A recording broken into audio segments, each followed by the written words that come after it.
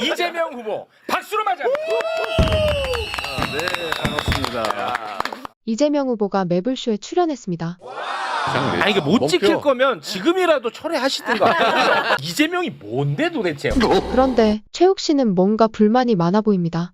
저 아주 피도 눈물도. 피도 눈물도 없다는 표현까지 하고 마는데요. 저하고 무슨 인연이 있고 관계 있다고 특혜를 주겠습니까? 저는 오히려 의심받지 않기 위해서 불이익을 줄 가능성이 많은 사람인데 또 그렇게는 하지 마시고. 친인척 비리에 대한 이야기였네요. 직접 얘기한 거는 불이익을 주거나 일부러라도 빼라. 의심받거나 나중에 문제될 수 있기 때문에. 역차별이네요. 역차별은 불가피해요. 그렇게 사적 청탁을 하면 안 되죠. 정식 민원으로 내라고요.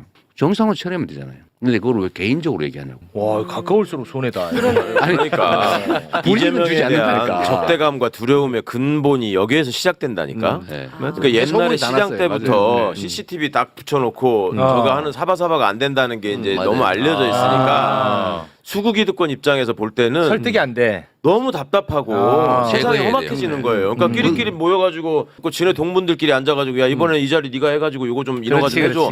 이렇게 다 해결이 됐는데 쐐기를 막 그러는 거예요. 어디서 난데없는 사람이 나타나가지고 무슨 중학교 고등학교 동창도 없어. 그러니까 너무 답답한 거예요. 어디 접근 통로가 없는 거예요. 맞아. 흐름이 막혀버리는 거예요. 아 그 대장동 녹취에 그 얘기 나오잖아요. 맞아요. 이재명은 뭐라고 했지? 빨리 공산당 맞죠? 공산당 어. 같은 엑셀. 요 CR도 안 먹혀. 이재명이는 저거 공산당 같은 놈이야. 막 그 나오잖아요. 만나지도 못하고. 예, 그 나오잖아요. 십몇 년 동안 접촉을 했는데 전화도 한 번 못하고 얼굴도 못 봤다는 거잖아요. 제가 다 차단을 했는데 그것 때문에 갈등이 시작됐어요. 그래서 다행인 것은 제 형제가 많잖아요. 네. 조카까지 하고 뭐 하면 얼마나 많겠어요. 비위, 친인척 비리 언급된 거 하나도 없습니다.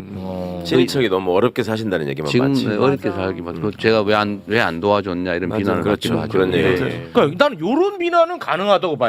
저 아주 피도 눈물도. 이건 가능해. 지독하게 가난했던 이재명은 어릴 때부터 공장에서 일을 했습니다. 어머니는 공용화장실 사용료를 받는 일을 하셨고 아버지는 청소 일을 하시며 생계를 이어갔습니다. 버려진 과일을 주워와서 먹는 일도 있었습니다. 이재명이 공장에 다닐 무렵에 찍은 실제 사진입니다. 너무나 앳된 소년이었습니다. 중학교도 가지 못한 채 공장에서 일하다 왼팔을 다치게 됩니다.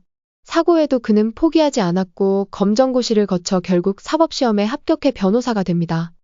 그렇게 어렵게 성공한 분이 왜 가족들을 멀리한 건가요? 이재명 대표는 시민에게는 활짝 문을 열었지만 사적인 청탁은 결국 문제가 된다고 생각했기에 철저히 원칙을 지켰습니다. 성남시장 시절에는 친형을 포함한 가족이 찾아와 부탁도 하고 협박도 했지만 그는 원칙을 지켜나갔습니다. 그렇게까지 안 해도 됐을 텐데요. 형제라면 어느 정도 챙겨줄 수도 있지 않나요? 측근에 따르면 선거 때마다 가족들이 연락했지만 전화번호까지 바꾸거나 거절했다. 형제든 뭐든 부탁은 비리로 연결된다. 이런 말까지 했다고 합니다. 그런데 결국 그게 피도 눈물도 없는 사람이라는 이미지로 굳어지지 않았나요? 맞습니다. 아이러니하게도 가족의 부탁을 거절한 그의 냉정함은 대중에게 차가움으로 보였습니다. 하지만 그는 한 인터뷰에서 이렇게 말한 바 있습니다. 나는 내 가족을 위해 정치하지 않는다. 국민을 위해 정치를 한다. 그런데 우리 성남에 계시는 시민 여러분 아시겠지만 야구르트 배달하던 제 여동생 기억하십니까? 제가 시장에 당선이 됐는데 야구르트 배달 그만하고 싶어서 장사가 안 되고 너무 힘들어서 그만두고 싶었지만 혹시 다른 직장 구하면 오빠가 도와줘서 그런다는 소리 들을까봐 제가 재선한 후까지 야구르트 배달 계속했고 그러다가 제가 재선된 후에 청소부로 직업 바꿨다가 과로로 새벽에 화장실에서 죽었습니다. 제가 도와준 게 없어서 가슴 너무 아픕니다. 이재명이 어느 정도로 친인척 비리에 대해 철저했는지 알 수 있는 대목입니다. 인간적인 고뇌와 정치적 선택 사이에서 그는 늘 원칙을 택했고 그랬기 때문에 지금의 자리까지 올 수 있지 않았나 싶습니다. 진짜 대한민국 오늘부터 그 역사적인 발걸음을 함께 시작합시다. 그 위대한 항로의 중심에 저 이재명이 함께 서 있겠습니다.